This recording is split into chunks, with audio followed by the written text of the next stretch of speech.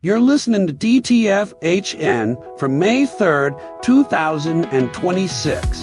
I'm your hand-assembled host, Jack Hacksmith. We are your daily tech feed for Hacker News, a website where mass delusion and meticulous craft are the same conversation. Today smells like sawdust and solder, and someone else's terrible defaults. Grab something load-bearing and hold on. I've spent years building systems where a single misplaced decimal point could move real money to the wrong place. You develop a kind of paranoia. Not the anxious kind, but the engineering kind. The kind where you want the compiler itself to make certain mistakes structurally impossible. So when I read that Mercury is running 2 million lines of Haskell in production, processing $250 billion in transactions, I didn't recoil. I leaned in. Here's what Mercury actually built. A fintech company serving over 300,000 businesses, 1,500 employees, pursuing a national bank charter.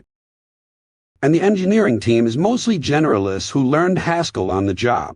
That last detail is the one that matters. This isn't a research lab staffed with type theory PhDs. These are working engineers who picked up the language because the codebase demanded it. And the codebase works because the language rewards a specific kind of discipline. The core insight from their engineering team is deceptively simple. You encode operational knowledge into your type system, the dangerous operations. Moving money, changing account states, touching compliance-sensitive data. Those get wrapped in types that force you through the correct sequence of checks. You literally cannot call the function that transfers funds without first constructing the proof that authorization happened. The safe path becomes the easy path. And at a company growing as fast as Mercury grew, especially during the SVB crisis, when $2 billion in new deposits arrived in 5 days, that structural safety is the difference between controlled scaling and catastrophe. Run this forward 5 years.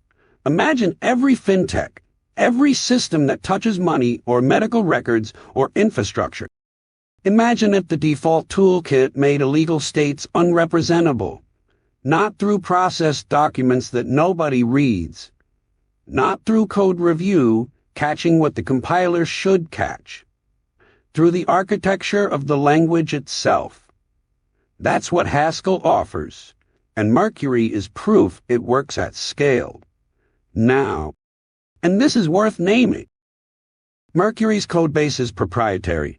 The engineering knowledge they've accumulated about running Haskell at this scale is, until posts like this one, locked inside the company. The blog post itself is an act of openness, sharing hard-won production lessons with the broader community. That's the right instinct. The Haskell ecosystem gets stronger when companies running it in production contribute their operational wisdom back. The language is open. The compiler is open. The more the production knowledge flows freely, the more teams can build systems this reliable. What genuinely impresses me is the craft. 2 million lines maintained by people who learned the language at their desks, surviving hypergrowth and a banking crisis and regulatory scrutiny. That's not a type system being clever. That's engineering culture making the type system load-bearing. Real admiration for that. Another team building something load-bearing in the open. Let's check in on Ladybird's April. Let me make the case for why Ladybird is a waste of time. We already have browsers. Chrome works. Firefox works. The rendering engine problem was solved years ago. Building a new browser from scratch in 2026 is mass delusion. Mayus volunteerism poured into a problem nobody has. 333 pull requests in a single month, 35 contributors, and for what? To render the same web pages that Chromium already renders perfectly well? The counter-argument writes itself. This is mass duplication of effort. Engineering talent that could be building something new, instead rebuilding something that exists. Now, let me show you why that argument collapses under its own weight. Count the rendering engines that can display the modern web: Blink, WebKit, which shares Blink's ancestry. Gecko, that's it. 3 engines, 2 of which are cousins, all controlled by organizations with advertising revenue models or existential funding crises. The web, the single most important software platform in human history, runs on a monoculture, and monocultures are an engineering risk, not a philosophical one. Ladybird's April changelog reads like a browser that stopped being theoretical, speculative HTML parsing, where a second tokenizer scans ahead while the main parser blocks on a script tag and prefetches resources it finds. Off-thread JavaScript compilation pushing 200 milliseconds of bytecode generation off the main thread on YouTube alone. Per-navigable rasterization, where each iframe paints on its own thread, which is also the groundwork for process isolation. These aren't hobby project milestones. This is the kind of systems work that ships browsers. The processor tells you everything. Open source, funded by donations, including $50,000 from the Human Rights Foundation's AI for Individual Rights program. The funding source matters because it reveals the objective function. When your browser is funded by an advertising company, the browser serves advertising. When it's funded by a human rights organization, the incentive structure points somewhere fundamentally different. One comment in the discussion compared these updates to gaming emulator changelogs. That's exactly right. Each fix makes another piece of the real web work. Strava's login page functions now because they fixed a battery API error type. That's the grind. Spec compliance. One method signature at a time. Until the web just works. The C plus Terracer transition is done. They're shipping ARM64 assembly-level optimizations to their JavaScript interpreter. 35 people are building a browser engine that nobody controls, and they merged 333 changes in 30 days. The web deserves more than 3 engines. Ladybird is how you get there. If Ladybird is rebuilding the browser, Do is rebuilding how video gets decoded and doing it absurdly fast. 83% of Dave D's code base is assembly language, not C, not Rust. Handwritten platform-specific assembly, tuned instruction by instruction for the exact silicon it runs on. Let me make the counter-argument. This is 2026. We have compilers that perform miraculous optimizations. LLVM can auto-vectorize loops, reorder memory access patterns, and target dozens of architectures from a single source file. Writing assembly by hand is, by any reasonable modern standard, a mass hallucination, a nostalgia trip, an engineering ego project, and yet the Videoland team keeps proving that argument wrong. They did it with Davjud, their AV1 decoder, which became the reference implementation that every browser and media player actually ships. The compiler gets you 90% of the way there.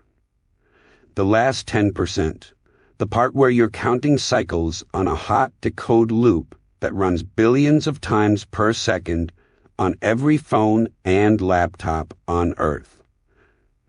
That's where a human who understands the pipeline of an ARM Cortex core or an x86 SMD unit can still beat the machine. The Videoland crew lives in that 10%. Now they're doing it again for AV2. The next generation video codec, roughly 30% more efficient than AV1 at equivalent quality. The final spec is still settling. And these people already have a decoder called DAV-D, targeted to be small, portable, and very fast. Same philosophy, same team, same obsessive crap. The naming convention alone tells you something about the culture. De Pron de Lud. Someone at Videoland had a naming idea and the entire project said yes. That's builder culture. Ship the thing. Name it something fun. Move on to the next decode loop. What matters here is the pattern. A V2 is an open codec developed through the Alliance for Open Media. No licensing fees, no patent toll booths. And the fastest decoder for it is also open, written by people who have been doing this specific work for over a decade. When the codec lands in browsers and streaming pipelines and surveillance cameras and medical imaging systems, the critical path, the thing that actually turns bits into pixels, will be open source assembly code maintained by a team that cares more about cycles per frame than stock price per quarter. This is craft at the lowest level of the stack, the kind of work that disappears into infrastructure so thoroughly that billions of people will benefit from it without ever knowing it exists. The Videoland team has been doing this quietly for years. They'll land to impasse. The next chapter, invisible infrastructure matters. And so does invisible math, which brings us to something wild happening in zero-knowledge proofs. What happens when you build a lock that checks its own key, but lets the person picking it describe what the key looks like? In 1995, Netscape shipped SSL with a random number generator seeded by the process ID and time of day. The cryptography was sound, the math was correct, but the implementation handed the attacker a variable they were never supposed to control. 30 years later, the same class of mistake just showed up in a zero-knowledge proof system securing $60 million. Dusk Network runs a variant of PLONK, which is one of the more elegant zero-knowledge proof constructions we have. The short version, a prover convinces a verifier that it knows secret inputs satisfying some circuit. Some computation. Without revealing those inputs, the proof is short, verification is fast, and the math is genuinely beautiful. Polynomial commitments, roots of unity, evaluation domains. It's the kind of cryptography that makes you optimistic about what formal systems can do. The bug is almost funny in how mundane it is. PLONK uses selector polynomials, public values that define the shape of the circuit. Think of them as the blueprint. The prover knows them, the verifier knows them. They're baked into the verifier key as trusted commitments. During verification, you're supposed to check that the prover's claimed evaluations of these selectors actually match those commitments. Dusk's implementation just didn't. The prover stuffed 4 selector evaluations into the proof struct. The verifier plugged them straight into its final equation. And nobody checked whether they corresponded to anything real. So you could set them to whatever values make the equation balance. Arbitrary token minting forged shielded transactions. The entire constraint system becomes decorative. One commenter notes there's apparently no bug bounty. The researchers at OtterSec found a vulnerability that could have drained the network, and the project doesn't have a formal program for paying people who do this work. That's its own kind of unintended consequence. You build a $60 million system on cutting-edge cryptography, and the incentive structure for the people most likely to find holes in it is an afterthought. The code is open source, which is why this got found and fixed before someone exploited it. That's the system working. Closed cryptographic implementations don't get audited by OtterSec for free. They get exploited in silence. The vulnerability here wasn't in the mathematics. It was in the gap between what the paper specified and what the code enforced. Open code means open verification. The lock got picked in a lab instead of in production. This one's a labor of love. One commenter put it plainly, Apple sells a four-figure watch marketed to explorers, and it doesn't ship with a hiking map. No topographic data, no trail overlays, no offline navigation. The most expensive wrist computer ever built. And if you walk into the backcountry with just what Apple gave you, you're staring at a blank green screen where the trail should be. David Smith decided that was unacceptable. And then he spent 6 years proving it. There's a concept in woodworking called fitting. The painstaking process of shaping a joint by removing material a shaving at a time. Testing, adjusting, testing, again. A master joiner might fit a single dovetail dozens of times before the pieces lock together without glue. The work is invisible in the finished product. You just see wood meeting wood with no gap. But the craft is in the iterations you never see. Smith's blog post is a record of those shavings. He started with server-rendered maps that required a round trip for every refresh. A proof of concept that validated the idea but couldn't survive a canyon without self-service. Then, he built a complete tile-based map rendering engine in Swift UI from scratch. Because that's all WatchOS supported. He hired a cartographer to produce custom topographic tiles with trail data that Apple Maps doesn't carry. And then he designed the interface. Over and over and over.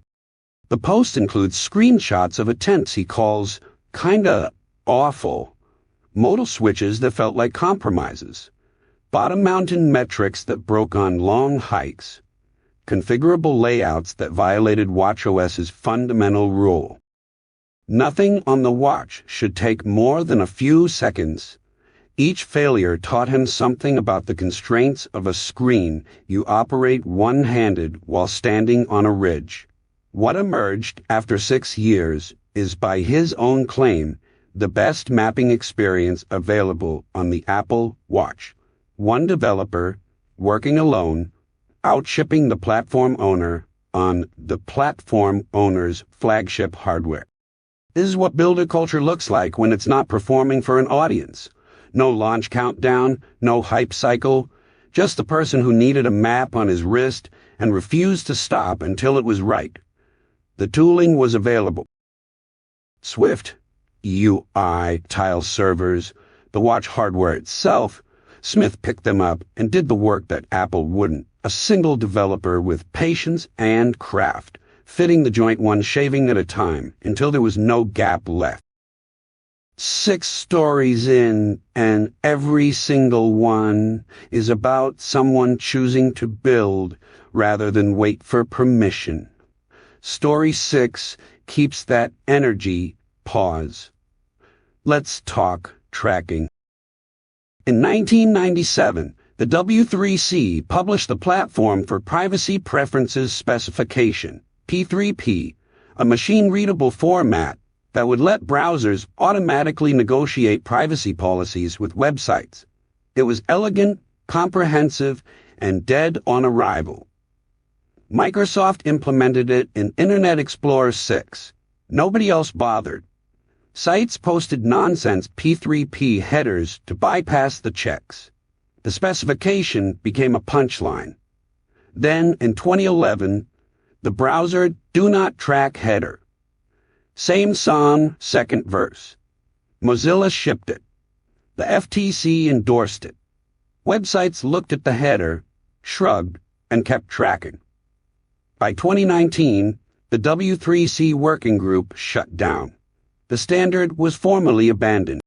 Now it's 2026, and here we are again. Same architecture, different layer. That track equals 1. Set it in your shell. Hope that CLI tools respect it. The question nobody wants to ask out loud is this. Why does software that runs entirely on your machine need to phone home at all? Not, why should you be able to opt out? Why is opting in the default? Your text editor? Your build tool? Your package manager? These run locally on hardware you paid for, executing code you chose to install. The telemetry isn't a feature. It's a business model wearing an engineering hat. One commenter called it a helpful honeypot. Any tool that announces "to track support" is admitting it tracks you without asking. That's the sharpest observation in the thread. The proposal inadvertently creates a registry of software that treats your machine as someone else's data source. The real fix isn't a universal off switch. It's a universal expectation that local software stays local, that network requests require justification, not forgiveness. The environment variable approach accepts the premise that surveillance is the default, and you must actively resist it, one shell configuration file at a time. Credit where it's due. Having a single variable beats memorizing 40 different opt-out incantations. That table of per-tool flags is genuinely absurd. But this is treating symptoms. The disease is an industry that decided your terminal session is a data pipeline flowing toward their analytics dashboard. Build tools that work offline. Ship software that doesn't need to report back. If you want usage data, ask. The consent should be in the architecture, not in a variable someone has to remember to set. Turns out treating everyone as an aggregate is bad practice whether you're tracking developers or studying the human brain. 4,000 children did the same task inside a brain scanner when researchers averaged all that data together. The standard approach, the way nearly every neuroscience paper you've ever seen works. They got a clean publishable signal, and that signal was wrong. Not wrong in the sense of measurement error, wrong in the sense of direction. Children with strong cognitive control and children with poor cognitive control showed opposite brain dynamics. Averaging them together didn't produce a middle ground. It produced an artifact. A pattern that existed in the math but in no individual child's brain. This is the speed-accuracy trade-off problem scaled up to neuroscience. Psychologists have known for decades that group-level correlations can reverse at the individual level. Faster people in a group tend to be more accurate. But push one person to go faster, and their accuracy drops. The group trend and the individual mechanism point in opposite directions. Stanford's team, led by Vinod Menon, just demonstrated that the same inversion happens inside the brain itself when you're studying inhibitory control.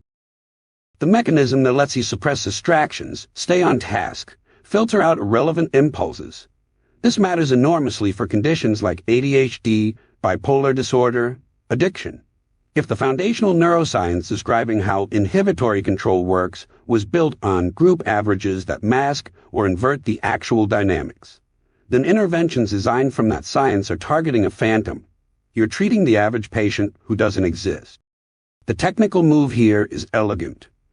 Instead of collapsing thousands of brain scans into one statistical composite, they analyze temporal dynamics within each child across repetitions of the same task. Same data, same scanners, different question. And the answer revealed subgroups. Kids with distinct profiles of cognitive control and performance monitoring that the averaged analysis completely erased. This is a bootstrapism story disguised as a methods paper. The averaging approach is the closed system. It produces one model, one narrative, one intervention path. The individual dynamics approach puts the resolution where it belongs, at the level of the person. The tools to do this analysis exist.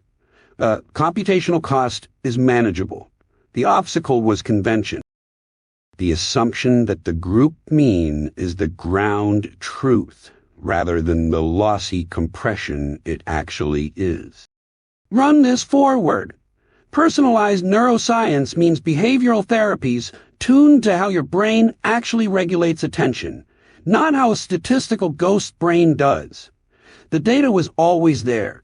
We were just averaging away the signal. And that same instinct, rejecting lossy defaults to find what actually works, is exactly how we should be talking to our AI tools. The article's title contains the word overcoming. One commenter noticed the same thing I did. The author never actually overcomes anything. The piece describes someone who threw out their over-engineered spec system, then immediately built a more structured spec system in YAML, then open-sourced it as a toolkit. The psychosis wasn't overcome. It was formalized. And that's the detail worth pulling on, because it reveals something true about where software engineering is actually headed. The author makes a claim early on that I want to take seriously. Quote, "Spec writing is where the act of software engineering really happens. Follow that all the way. If the spec is the engineering and the code is generated from the spec, then the spec isn't documentation. It's source code. And if specs are source code, they need the same rigor we give source code: version control, diffability, machine parsable structure. Markdown fails this test. It's a presentation format pretending to be a data format. YAML, whatever its flaws, has a schema. It has an AST. A linter can validate it before an agent ever sees it. One commenter called this cucumber with extra steps. Behavior-driven development in a trench coat. They're not wrong, and the author would probably agree. The interesting part isn't the format. It's the admission buried underneath. We spent 2 decades resisting formal specification because it felt like overhead. And now we're reinventing it because our automated coders need the same precision our human coders always needed, but rarely got. The toolkit is open-sourced. That matters. The author could have wrapped this in a SaaS product, charged per seat, built a moat around structured prompting. Instead, the YAML schemas, the validation logic, the workflow, all of it is available for anyone to fork, modify, extend. 1,000 engineers iterating on spec formats in the open will converge on something useful faster than any product team behind a login wall. Here's what this is really about. The context window is finite. Human memory is finite. The spec was always the bottleneck. We just used to store it in people's heads and lose it when they quit. Now we store it in structured files and lose it when the context resets. The author's contribution is admitting that the problem was never the AI. The problem was that we were building complex systems from vibes and tribal knowledge, and the machines are simply less tolerant of that than we were. The tools exist. The format is debatable. The habit of writing down what you actually want before asking a machine to build it. That's the part most of us still haven't chipped. Moving on. I've spent years thinking about system design. How you architect processing pipelines, where you place your staging areas relative to inputs and outputs, how you batch operations for efficiency. And I keep running into the same humbling realization. The engineering patterns we think we invented are just rediscoveries. 125,000 years ago, at a lake in what's now central Germany, Neanderthals were running a bone grease rendering operation. Let's break down what that actually requires. At first principles, you need a kill site. You need a transport strategy to move carcass parts, sometimes caching them at intermediate points in the landscape for later pickup. You need a dedicated processing site chosen for water access. You need hammer stones to crush large mammal bones into tens of thousands of fragments. And you need sustained heat to render the grease out of those fragments in water. That's a multi-stage pipeline with resource staging, batch processing, and site specialization from at least 172 large animals. Deer, horses, aurochs. The research team at Newmark Nord has been excavating this landscape for decades, and what makes it extraordinary is that they can see the whole system, Neanderthals hunting and minimally butchering deer in one zone, processing 13-ton straight-tusked elephants intensively in another, rendering fat from hundreds of skeletons at this centralized lakeside facility, even managing vegetation with fire. This isn't one clever trick. This is landscape-scale resource management with task-specific zones. One commenter connected this to recent publications showing the cognitive abilities were likely comparable to ours. Of course they were. You don't design a distributed processing system across a 30-hectare landscape by accident. The cognition is evident in the architecture. What I find genuinely beautiful about this is how the engineering speaks for itself across 125 millennia.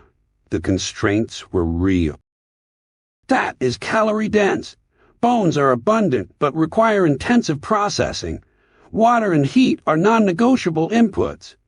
Given those constraints, they converged on the same patterns any competent engineer would. Centralize your heavy processing.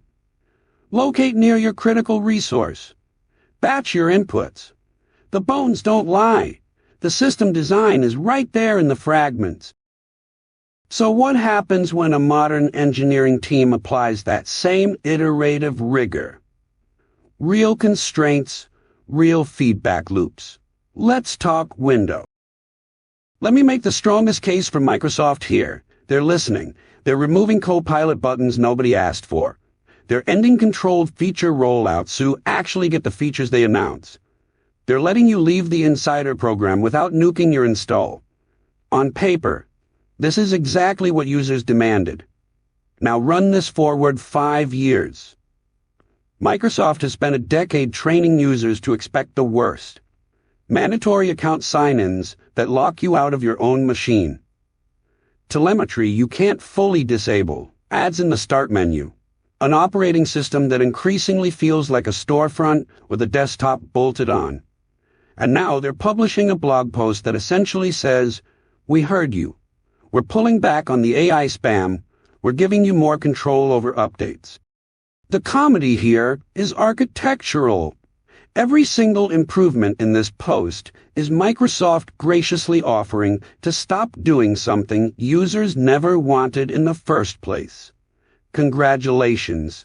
You can now restart your computer without being forced to install and update. The Power menu shows standard options again. They removed the Ask Copilot button from the photo viewer. They're celebrating restraint as innovation. One commenter nailed the psychology perfectly.